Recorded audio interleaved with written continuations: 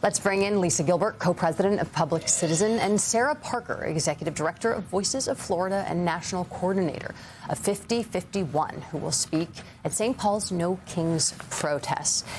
Let's start at the table. We really appreciate you being here. Talk a little bit about what today is going to look like and what it means to the broader movement going forward to ultimately, potentially vote Republicans out of office in November.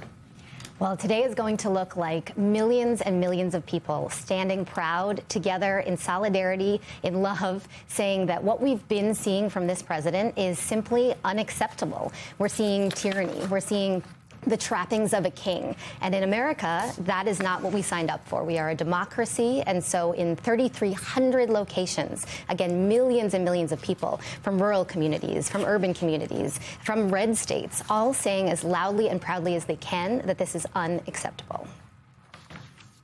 Sarah, I want to bring you in here. The quote from the No Kings website on the mission of the movement, I'm going to read that for our viewers. No Kings is more than just a slogan.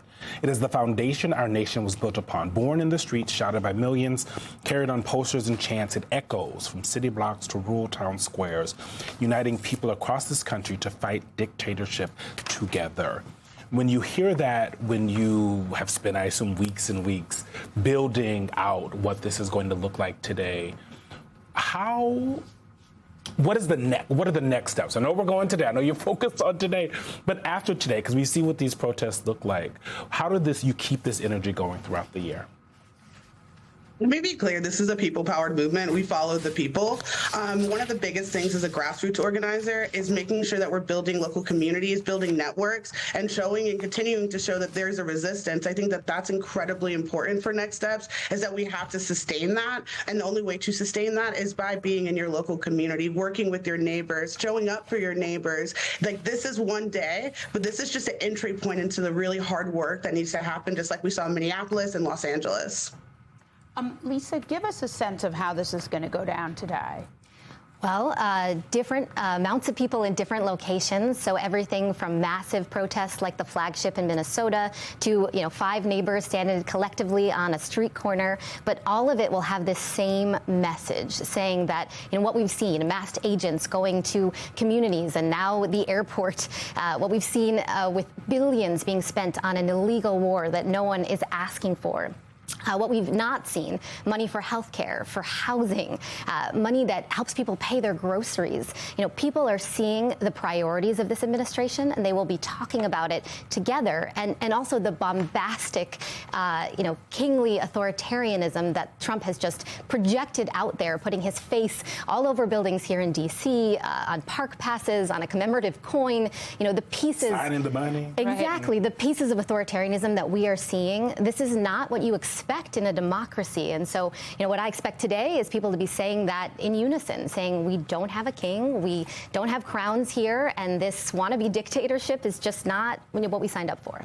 Sarah, I think that something that has caught all of our eyes this morning has been the fact that this movement is bringing in unexpectedly conservatives. And this might be something that you're well acquainted with being in Florida. But the Washington Post reports that while the No Kings movement has continued to grow in Democratic strongholds, researchers have also found that it and other protests reached deeper into conservative communities last year than almost any point during the first Trump administration. In 2025, more than 60% of U.S. counties held a protest against Trump.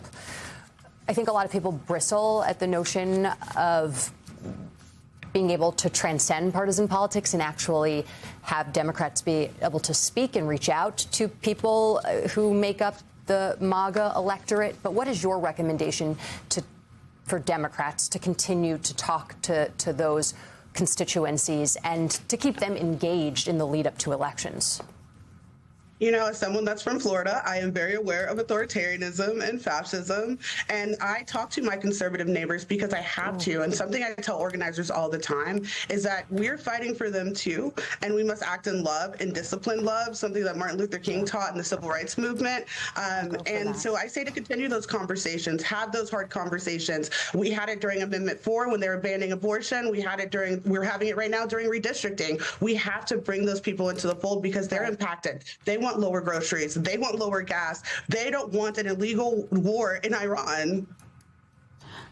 Lisa, I want to play for you some of the GOP comments on last year's No Kings rally.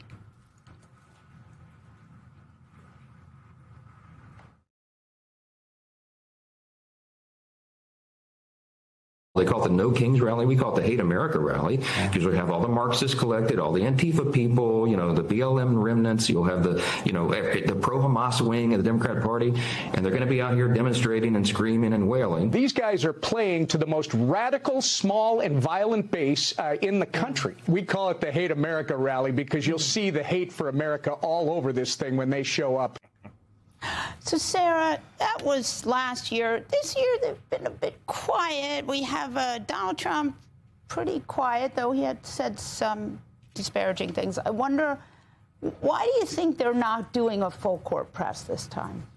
I think they understand that the movement is growing to such a great degree that it's not in their best interest to talk about this as something in opposition. They don't want to draw attention to it because it is more and more of their own voters who are coming out and standing in solidarity with all of us, with everyone in the country. This is not a partisan moment. This is truly everyone. I mean, when you have this many people, it's almost impossible to find a location that doesn't have a No Kings rally. And so that's a different kind of movement and level of engagement. And I think it doesn't behoove Republicans to say it's a bad thing in this moment. They'd rather ignore it. And they have a buffet of things to be angry about all across the country.